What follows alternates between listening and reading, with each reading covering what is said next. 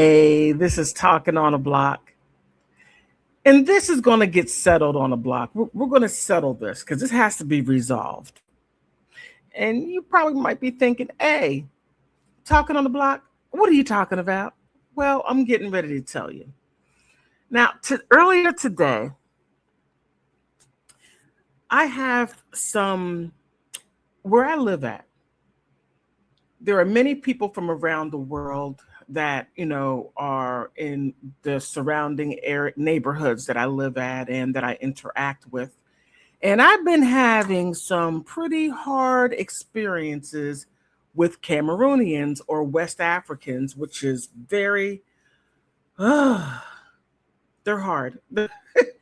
Cameroonians, and I don't run into too many Nigerians. I don't. But I have a lot of Cameroonians. And it is very difficult when somebody comes up to you and says to you, you can't make this up. Americans are lazy and there's a brain drain. That's why you need immigrants to come in and develop America. So I'm at a complete loss, right?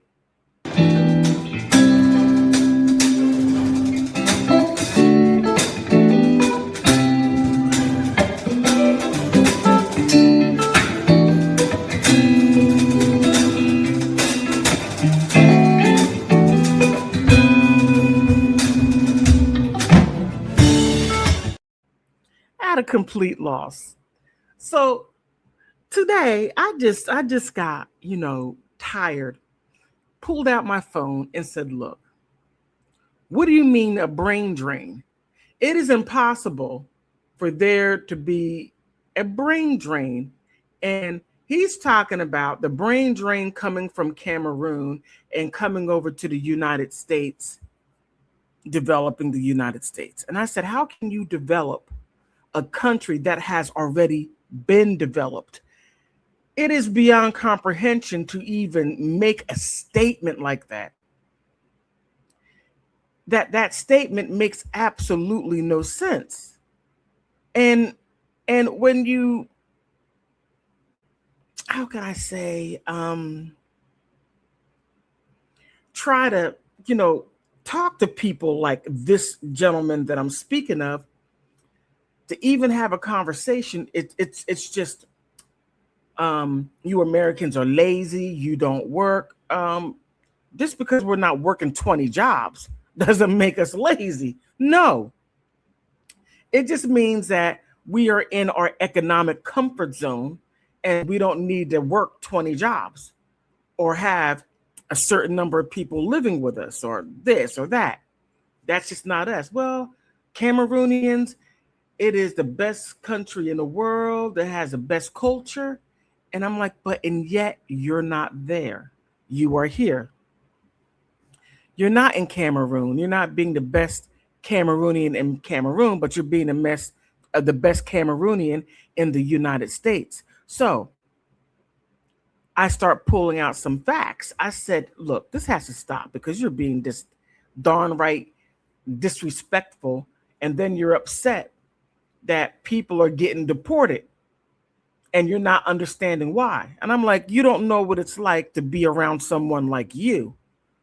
Or if you do, then you're just, just ignoring the fact that it's terrible, frustrating, and the lies just fly out. So what I did was I pulled out my phone. And the first thing that I did was I pulled this out right here. I had to save it. And all these European countries are in Cameroon and they are developing Cameroon. Cameroonians are not developing Cameroon. No, there are other European countries and China are in Cameroon, developing Cameroon, while Cameroonians are leaving, stating that, hey, Cameroon is a country of milk and honey, and we got a better culture, or food is the best, everything's the best. And I'm like, well, And this was a little petty on my part. It was a little petty because I just got tired of it. And I was like, well, if that's the case, that your food is so great, how comes there's not lines standing out? You don't have lines wrapped around everything like Chipotle when they first open up, or people from all over the world that go to a Cameroonian restaurant. That's not what happens. No. I mean, Jamaicans, they have Jamaicans and they have like Black Americans. You may have some other people from different cultures that buy food from there, but by and large, that's not what occurs in the Cameroonian restaurants. No, it's frequent by Africans, but not many of them, because you got that cultural or tribalism going on. I mean, I hope your restaurant goes down, stuff like that. But yeah.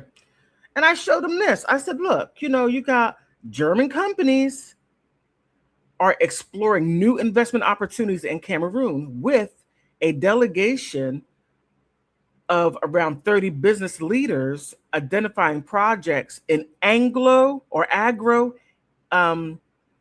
industry, renewable energy, infrastructure, industrial processing technology, and vocational training during a visit in the whatever it's called, that was the capital. So I'm like, you have these German companies that are coming into Cameroon that are doing this. And he goes, well, what year was it? What year was it? And I was like, that's right here. June 30th, 2026. That was like what? 2 weeks ago? And then, I went on to show, I said, and quoting, we discussed Germany's engagement in Cameroon and how we can intensify our cooperation. We are a delegation of around 30 entrepreneurs who came to promote and the Cameroon European Forum. And the objective is to identify practical ways of putting new projects and partnership on track, John said. So I'm telling him, I'm like, so no, it's not what you're saying. And to sit here and to talk down to people that made it possible for you to come to the United States. And people are here in the United States who are basically helping you, but it's looked upon as like what? Like you're doing us a favor? No, you're not. You're not doing us a favor. And then it's well, we build roads. I said, well, wait a minute. The roads were already built. You're only just extending things. That is it. You're not developing anything. You're just extending. It was already developed. But that's not what he wanted to hear. So he kept on to something else. He just was like, well, that right there, still a brain drain, and the United States, blase, blah. And it's not even so much blase. It just got, really crazy. But so I pulled out this one right here, the European Commission, right? And he's like, what is a date? What is a date? That's probably old. What is a date? And I was like, no, it's not old right here.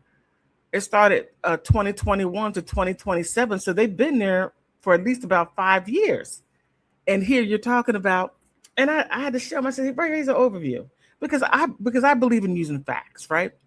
And stuff outside of the country of the United States. So he can say, well, that was written in the United States. You know how Americans lie.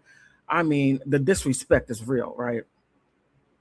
But Cameroon is the largest middle-income country in Central Africa with a diverse economy, dynamic private sectors, and a population estimated to 28.5 million inhabitants.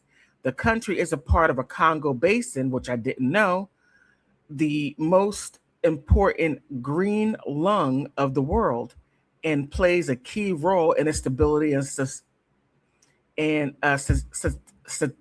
sustainable, development of Central Africa. So I'm like, look, You got development going on, and you're talking about what you do over here in the United States, how you're developing, but your country is developing right now, and you're not there to develop it, but you're saying how well you're doing over here, engineers, this, that, and the other. Well, look, sir, they're bringing their own engineers.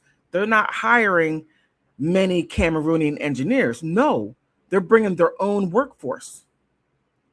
So I went on a little bit and I said, in the line with the global gateway strategy, the European support Cameroon in promoting sustainable, inclusive, and green development throughout its territory. And I'm like, you have all this upgrade going on, and you're sitting here saying how the brain drain. Well, if that's the brain drain, I don't know what is. And I'm not trying to sound terrible, but this guy was pretty funky, right? But, and I said, it's not only Germany, but the Team European, and they're a team of European companies, right? And Cameroon bring together in the EU and the European Investment Bank, Belgium, France, Germany, Italy, Spain, and European private sectors. And the three northern regions of the country are a major focus in area to promote political stability and economic advancement through the sustainable and resilient territories development in the face of climate change. So I hear all these other European countries and investment people getting together, and what the EU allocated to $244 million in grant funding and partnerships in Cameroon. And he sort of like got a little quiet and started to be quiet a little bit. But I'm like, I don't see Cameroonians doing this. I see the governments allowing people to come in to do this. But however, that right there just wasn't enough for the situation, right? Let me see, where is this? So then I said, okay, well, we need to look at the economy in Cameroon, because what you're saying and what I'm seeing are two completely different things. And if I'm incorrect, then I want to make sure that I'm correct. I don't want to say anything out of the side of my neck. No, I don't want to do that. But here, I brought this up, Cameroon, the World Bank Group. So the World Bank Group and the European Union give money to Cameroon to help. Now here, I'm not going to go through the whole thing, but the connected farmers. Now this is key. This is very key in Cameroon, where agriculture employs nearly 60% of the population. So 60% of Cameroon are farmers, right? They're farmers. So 60% of the population. So where are the engineers popping out at? Where are the architects? Where are this or where are that? Where's all that coming from? And here you look at the life expectancy, 63 years of age, the electricity, access to electricity of the population, like 71% has access to electricity. It goes on and off, right? And here, Cameroon, 1.6% of freshwater resources. So they're also getting fresh water while they're talking smack, right? Now, this right here is, I think, the central part area in the capital. But here, this is what I had to point out to him. And I'm just like, well, first, Cameroon is a lower middle income country, right? So it's coming along, but they can't keep the brightest people there because the brightest people are leaving. He's telling me, right? And I believe it. So with a population of 28.3 million, that was back, 3 years ago, located alongside the Atlantic Ocean, it shares borders with Central Africa Republic, Chad, Equatorial Guinea, Gabon, and Nigeria.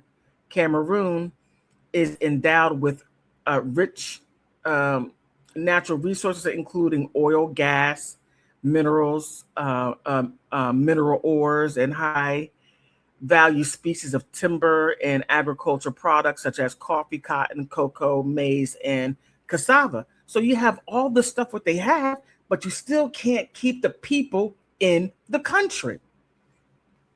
And I'm telling that you have all this and you still can't keep the people in. The people are not staying. They don't want to develop anything. They want it already developed. And they don't see what I told them. I said, you don't see what you can build or how you can make your country. What's going to happen is you're going to have all these countries developing your country, and you are not going to benefit from it at all because they're going to own it all, and you're just simply going to own what little itty bitty stuff what they leave left, right? But here, I mean, look, you got the trees, and this is why the Congo basin forest can't be ignored, a global lifeline, access to roads. So they're going to start building roads. And here, connected to Farmer Better Harvest and Cameroon's agri-tech innovation or innovators are transforming agriculture. And these right here are not the Cameroonians. These right here are the different companies from other countries that are coming in to do it. And here it is. The World Bank approves a 1.12 billion program in modernizing the Douala Bangui economic corridor. I don't know what that is, but I did my very best. But the biggest part right here is the dam. Now, this is where they're going to get a lot of their hydroelectricity, meaning electricity coming from the water, as they have in Venezuela. They have, not Venezuela, I'm sorry, Brazil. They have this huge dam to where they to where they gain a lot of electricity throughout the entire country. Now, Cameroon is mimicking the same thing as they're doing over there in East Africa. East Africa, where they're doing the same thing in Ethiopia, Sudan, and Egypt. Ethiopia is building this huge dam to provide constant electricity for the country. Now, West Africa and Cameroon is doing the same thing. So it's just, I mean, I'm glad they're doing it, but just to have somebody come in your face and just tell you, it's sad that, you're not this, you're not that. And it's ridiculous to have people come and treat you in such an ill manner. It's horrible. It's horrible that right there even happens. But unfortunately, it happens. It does. So let me give you some examples of TPS. And you're going to see some examples of how Black Americans are treated by people that are immigrants and illegal immigrants, and then see how people in other countries deal with illegal immigration. Now you're sitting there screaming, oh my God, America's doing all this horrible stuff, and people are getting arrested, taken from their homes.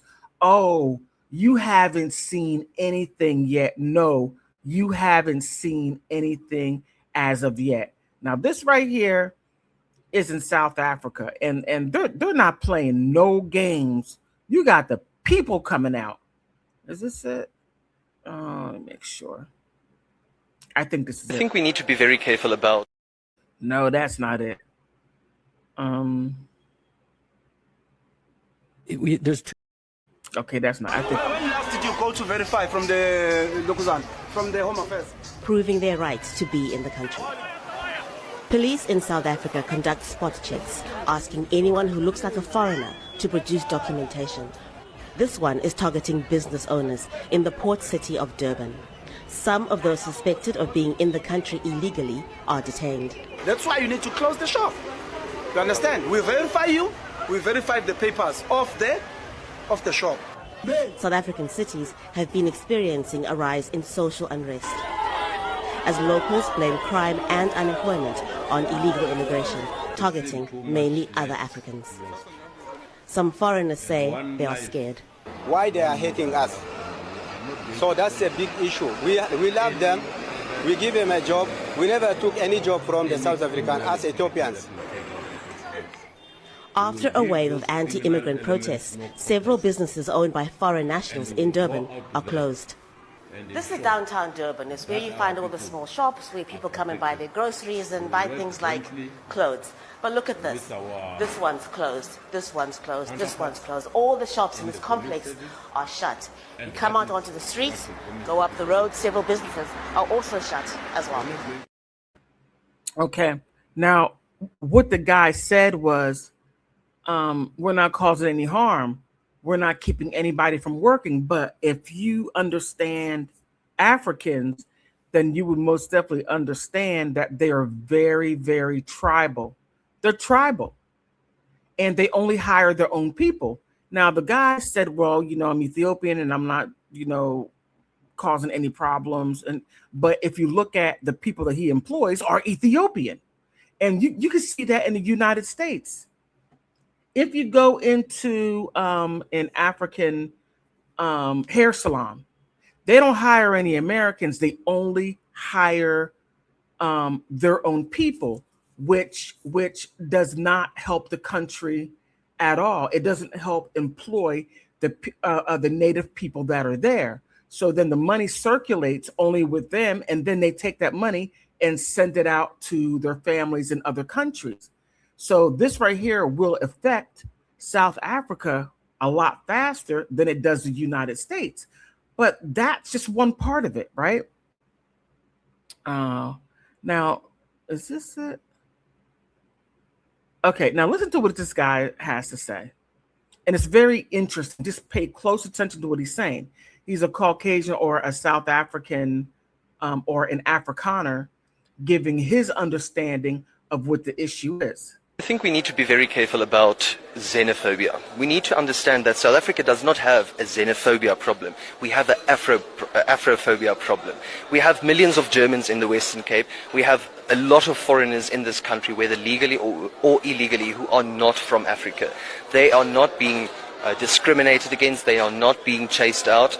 This is an Afrophobia, and that needs to be addressed. In order for this African Union to be a success, this needs to be addressed. I think it was condemned by the African Union, but it needs to be taken a step further.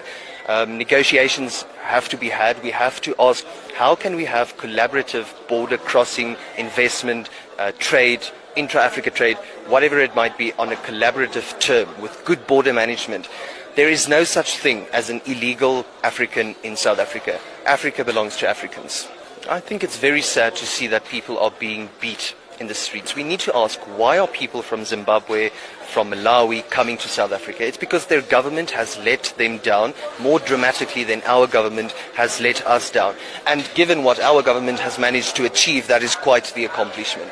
We need to empathize with people. If we sympathize, perhaps we might feel bad for them. But if we empathize on a human level, ask, what are you doing here? What can we do as an African continent, a united African continent, to solve the problem not only of illegal immigration, but joblessness in Africa, intra-African trade boost?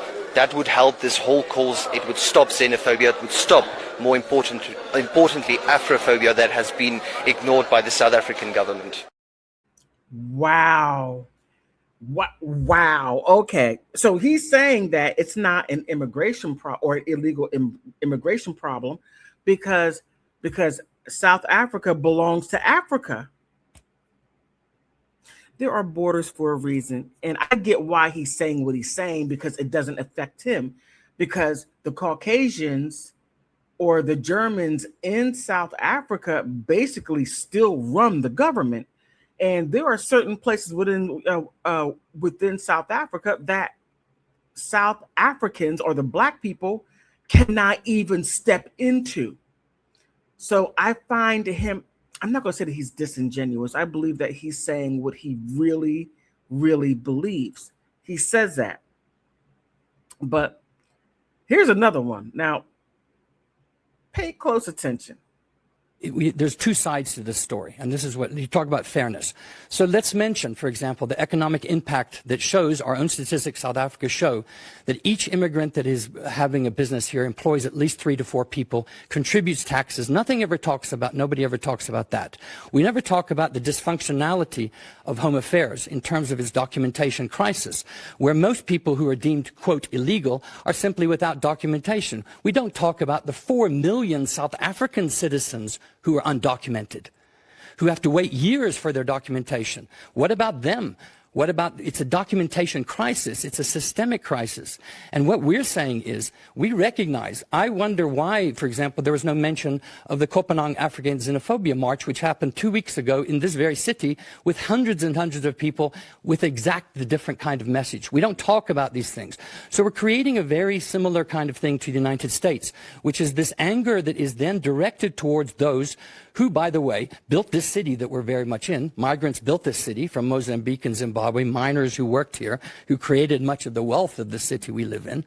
And now we're trying to blame them for all of these ills, when in fact, if we start looking at the factual information about joblessness, there's no statistical evidence. There's no evidence that suggests that foreign nationals are taking away many jobs. What we have is we have a macroeconomic policy that basically privileges corporate capital and big investments and doesn't support small-scale township economies.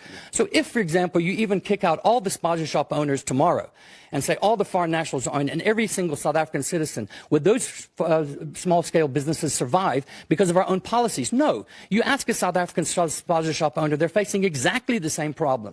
So instead of making this an immigration foreign citizen issue, we should make it a governance issue, a policy issue, and politicians have a lot to answer for, because that's where people are protesting. Water, electricity, education, health, housing. Those can't be blamed on foreign nationals, who make up, by the way, less than 4% of our population.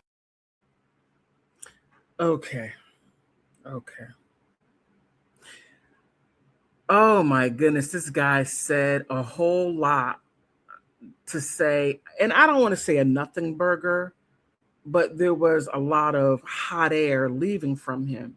Now, there is, when it comes to documentation, right? The United States is going through a documentation problem, to where you have a bunch of people, over 30 million people that enter the United States that were considered asylum seekers or TPS, right?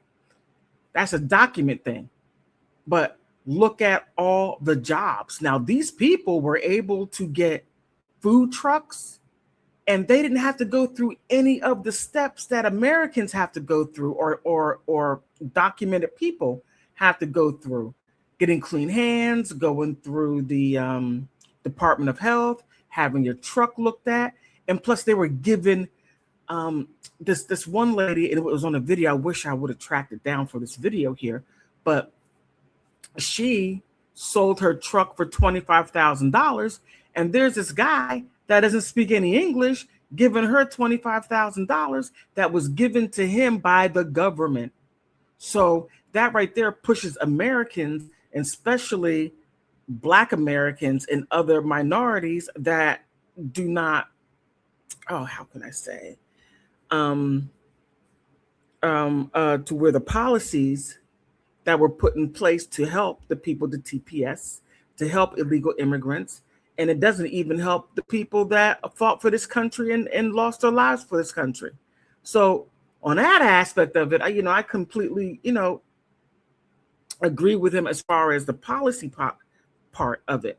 But however, when it comes to the jobs and people, South Africans just trying to take care of themselves, when you have these influx of people from not only around the world, but mostly from different countries of Africa, it becomes a huge problem when you have millions of people. I don't know how many people fled to South Africa, but they have nothing but so much for their own people. And then again, they take the money, what they get, because the government is giving these people money to start businesses. It's not going to the South Africans and the South Afrikaners. I mean, the Afrikaners already have their portion sewn up. So it's not going to touch them at all. They're not going to lose any resources. The people who are losing the resources are the South Africans. But for him to say that is just so Afrikaner of him to say, right? But here in the US, I thought this was very interesting. And just so I'm almost finished. Just hold on, right? Now, I thought this was interesting. Now, this is ICE agents talking to these young Latina girls, but it's not what you think it is. But the way the young girls handled it, it really messed their brother or cousin up real bad. It's okay. It's fine. It's fine. It's fine. It's fine. It's fine. It's fine. We're fine. We're fine. Your brother, is he a citizen? We don't answer questions. If you tell me he's a citizen, we'll let him go. We don't answer questions. A family birthday celebration ended in heartbreak after U.S. Immigration and Customs Enforcement agents detained two parents and their 22-year-old son. The family lawyer told CNN that undocumented Mexican immigrants Constantina Ramirez and Moises Enciso and their adult son were detained outside Chicago during a traffic stop after an illegal U-turn. The parents do not have criminal records.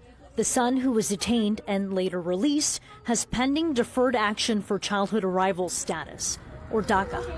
No, mira, listen. If you tell me he's a citizen, we will let him go. I'm sorry, we don't answer questions. Just listen to me. If you tell me he's a citizen, we'll let your brother go.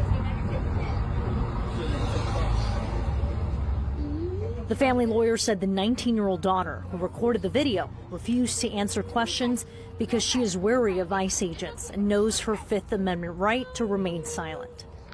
In a statement, the Department of Homeland Security told CNN that ICE did not arrest or, quote, pressure any children to answer questions. DHS also said that both parents will remain in ICE custody pending removal proceedings. That's your brother, right? That's my brother. Is he born here, yes or no? We don't answer questions until our lawyer is. Listen, man. That's it. I'm trying to help you out here. It's okay. I did it already. Yeah, it's fine. We can talk when our lawyer is here. Don't worry. It's okay. Yeah, it's okay. Immigration records show that Ramirez and Enciso are being held at separate detention centers in Kentucky and Michigan. It's okay. It's okay. It's fine. I mean, you know, the ICE agents tried very hard to help them. And it was a simple yes. We don't answer any questions.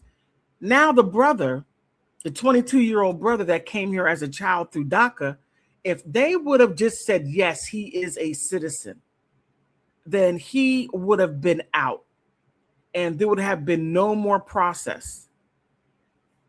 And the 19-year-old, oh, we don't answer any questions. Well, they're legal citizens.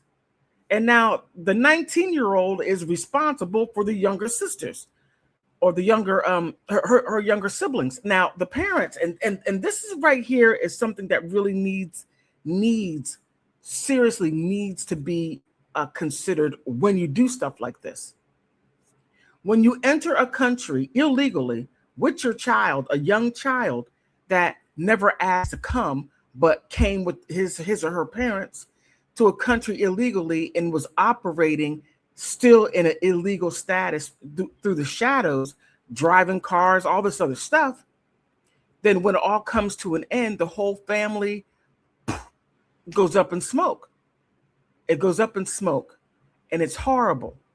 But and I'm going to say this because, somebody on my other video when I was talking about Uganda basically said that I was mentally ill. All right. Okay. I'm mentally ill, but as long as the crazy stuff is happening to the United States, you're all right with it. Okay.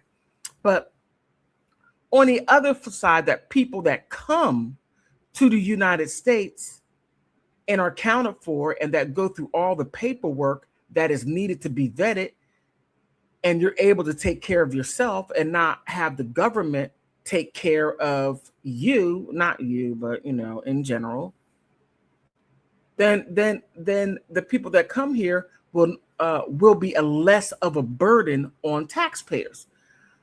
Okay, where's it at? So here, all right. Immigrant whose entire family came here legally does not have any empathy, sympathy for someone like this lady who is crying on CBS. Her story is that she has been here 20 years, has given birth to 3 natural-born citizens.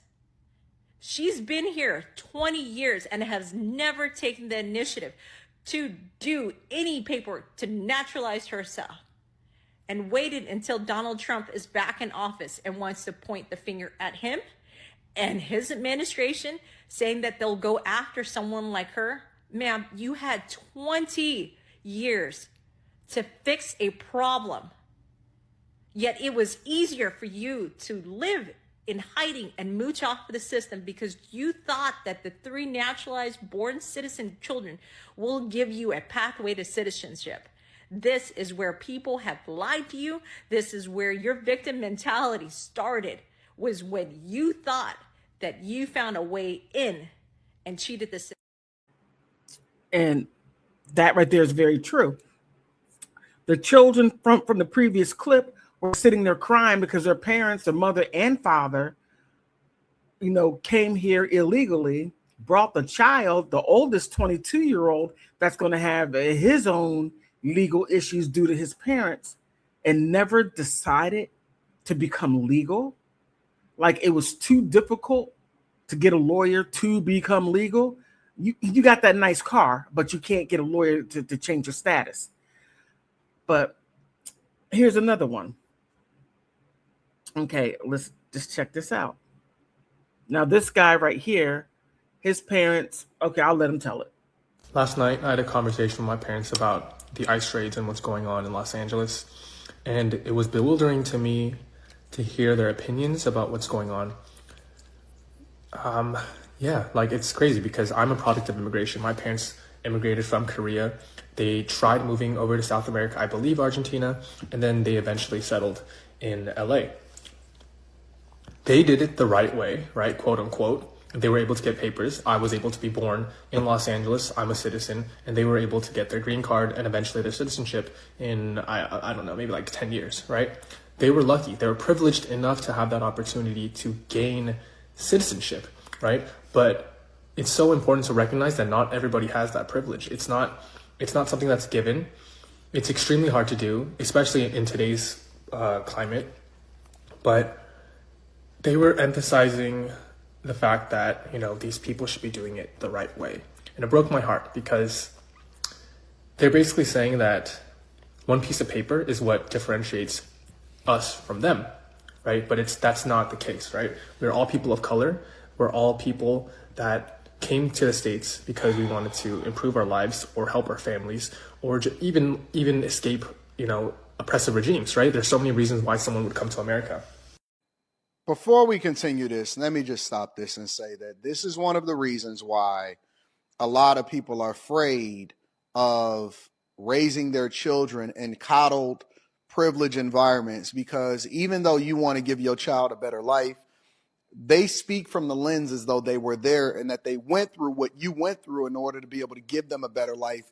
And because they did it the right way, and your liberal mindset, which obviously his parents seem to be a lot more conservative versus what it is that he's talking about from a liberal perspective, all of a sudden you don't stand with the core values of your parents and your ancestors and the people that came before you of doing things the right way. And then you become indoctrinated with Western culture, which then leads you to have this conclusion that for whatever reason, only a piece of paper separates people from good and bad. Only a border separates people from good and bad. There's nothing that you can't do this anywhere else in the world, but for whatever reason, They believe, think about what he's saying. They believe that you should be able to come over to the United States of America, undocumented, illegally, and be treated the same way as a normal citizen when you can't do that anywhere else in the world. And if we did it for them, why shouldn't we just open up the floodgates for anybody to do what they want to do when they want to do it?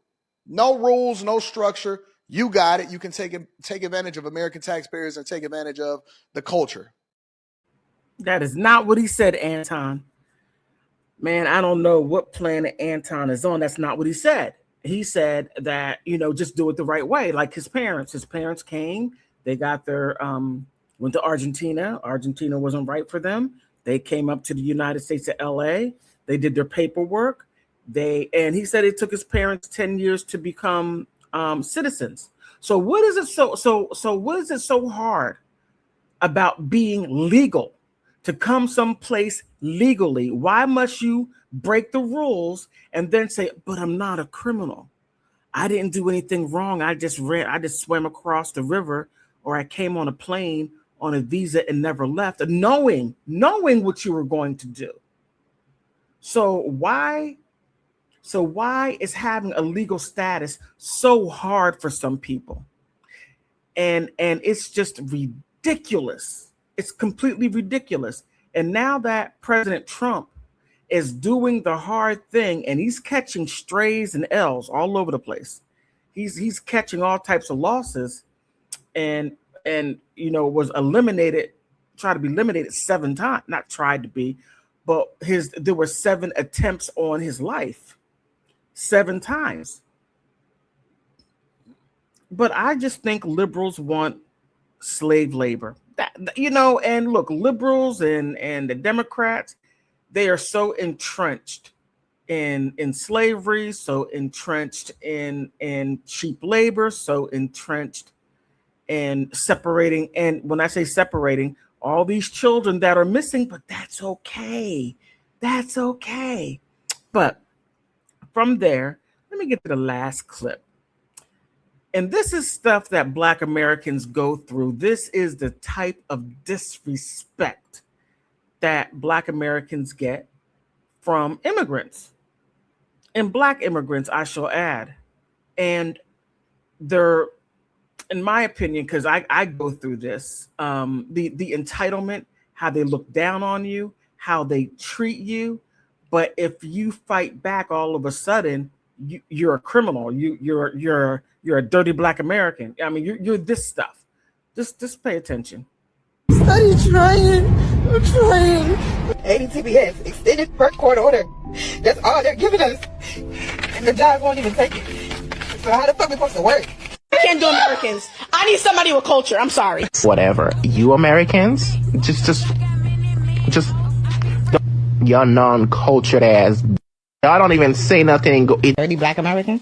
Wait, what? Huh? She just said that. I did. A dirty Black American. I sure did. Because that's what y'all are. My flag. I don't like this. Like, why are you telling me I have to do this because I'm Black when it's been already pointed out that I'm Haitian? Why do I now have to submit to this idea of being Black? That makes absolutely no sense to me. And that's what you don't get. A lot of people are... Black Americans came here on a slave boat for slavery in America. And you Black Americans back on that slave boat to Africa and go look for which country in Africa you came from? Growing up, being raised to be very proud of being Haitian American, there was also for me, as there were for many other Caribbean people or just any other, I would say, immigrant individuals from immigrant populations, this again, what I talked about, the racial distancing, don't be like the Black Americans. That was very common that you would hear that. And it's not surprising for me to hear other people talk about when they were growing up, this idea. I tell people there's a difference between being Black and Haitian. Being Haitian is double Black to me. Double Black? Yes. It's more than Black to me. Okay, what is that? Because let's just say Black American, to me, not that they aren't Black enough, but they don't know their culture so much that they are in a whole pile by themselves. Oh, that's not true, man. Like, to me, okay, culture-wise, meaning like Suma don't Black American, I'm not talking about African American, Suma don't Black American, where you from?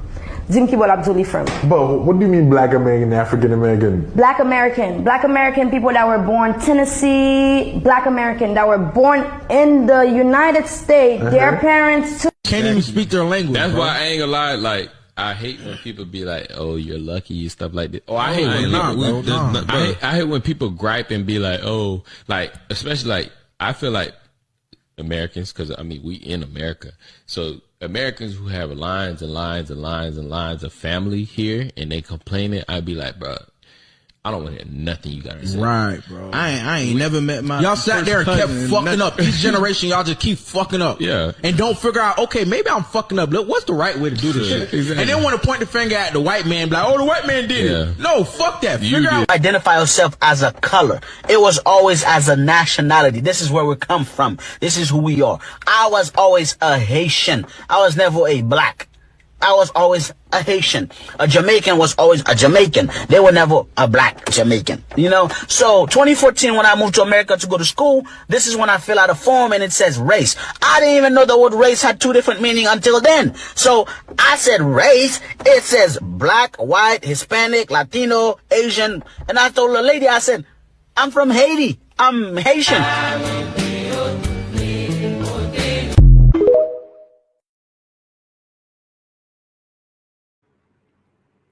Now the interesting part is now they're all screaming that they're black. You can't make it up. Now in 2026, oh, I'm black. You know, we're black. Let's all come together. Let's all come together. Did you hear that stuff? How do you come together with something like that looks down on you, devalues you, say that you have no culture, you're nothing, they're better than Black Americans? If it weren't for Black Americans that allowed you in 1965, Civil Rights and the Immigration Act in 1967, I believe. I mean, it's they just overplayed their hand. I'll just put it like that. They overplayed their hand, and now tides have turned. The Democrats, I'm not gonna say Democrats, but they overplayed their hand. And now they're going back to the country that they said that was so great. And they're screaming left and right about, where is it at? Not going back to Haiti. What? So, you feel me? Yo, Biden. Saying where they're not going back. Now, if they would have spent more time, again, developing their country and having pride, and there's nothing wrong with having pride, having pride in your country, but it's having pride in your country outside of your country while you're downing someone else or another group. That right there is just, it's borderline pathetic. You know, it really is. So now you have all the people getting deported, and you have a lot of, where is it at? I think we need to be very careful. No, I thought I had it. I accidentally deleted it. But now that you have countries that have a bunch of immigrants coming in, and some coming in illegally, and they're pushing them out. It's a huge problem. Having said all that, please like and subscribe. And most of all, I want to thank you for stopping by.